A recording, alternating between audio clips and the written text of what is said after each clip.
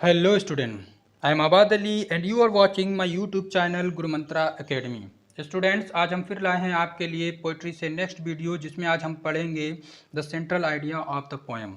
So let's start. Students, आज की poem का नाम है stopping by boots on a snowy evening. Stopping means ठहरना, बाई बूट्स जंगल के पास, ऑन अ स्नोई इवनिंग एक बर्फीली शाम। इट मीन्स एक बर्फीली शाम कवि का एक जंगल के पास ठहर जाना, रुक जाना।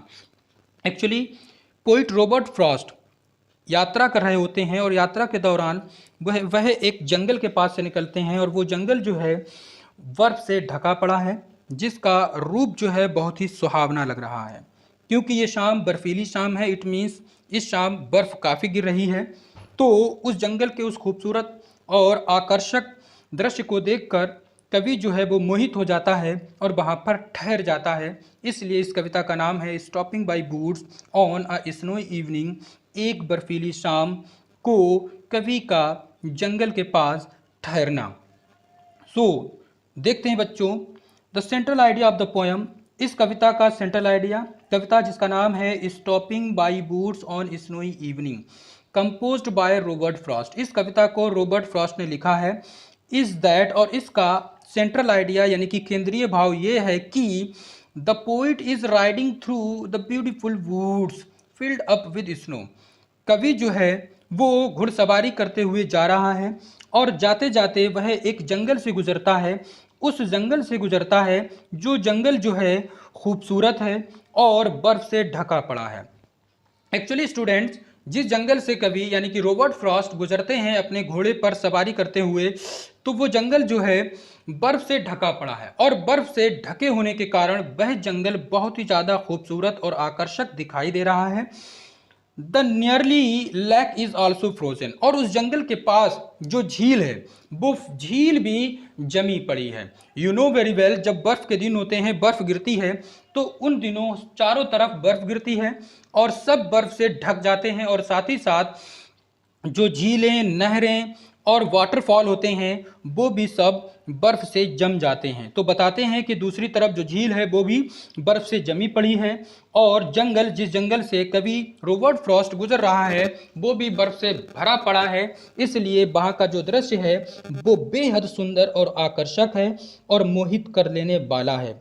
ही wants to stop there to enjoy the charming sight, और इतना खूबसूरत है वो दृश्य कि उस दृश्य को देखने के लिए कवि स्वतः ही यानी कि ऑटोमेटिक उसको रुकना पड़ता है। वह रुक जाता है और वो खूबसूरत दृश्यों को देखना चाहता है। इट मीन्स वो जो है अपनी अंतर आत्मा से ओवर पावरिंग जो है, ओवर पावरिंग मीन्स होता है वो शक्ति जो अंदर से काम करती है, उससे ऑटोमेटिक रुक जाता है और उस खूबसूरत दृश्य को और जंगल को देखने लग जाता है।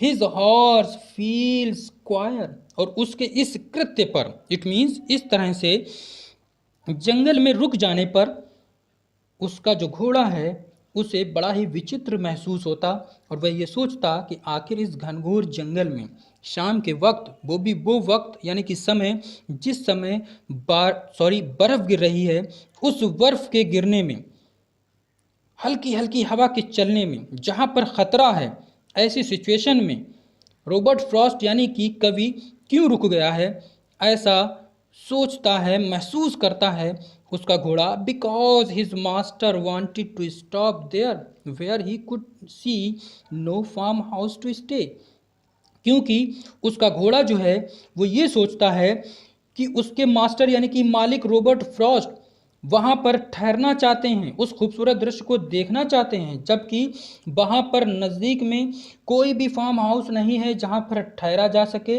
और ठहर कर रात को बिताया जा सके, क्योंकि शाम का समय है, रात हो रही है और फार्म हाउस नज़दीक ना होने के कारण ख़तरे अधिक हैं और ये खतरा उसका घोड़ा यानी कि कवि का घोड़ा भांप रहा है।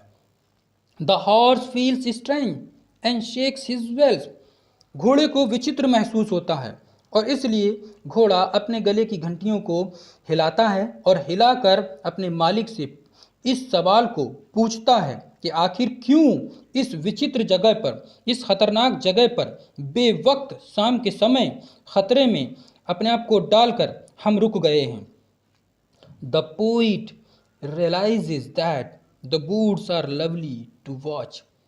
और कवि को ये महसूस होता है, ये एहसास होता है कि जंगल जो है वो बहुत खूबसूरत है और उसका दृश्य देखने लायक है। But he has to keep his words, लेकिन उसने कुछ वादे किए हैं, उन वादों को उसको निभाना है।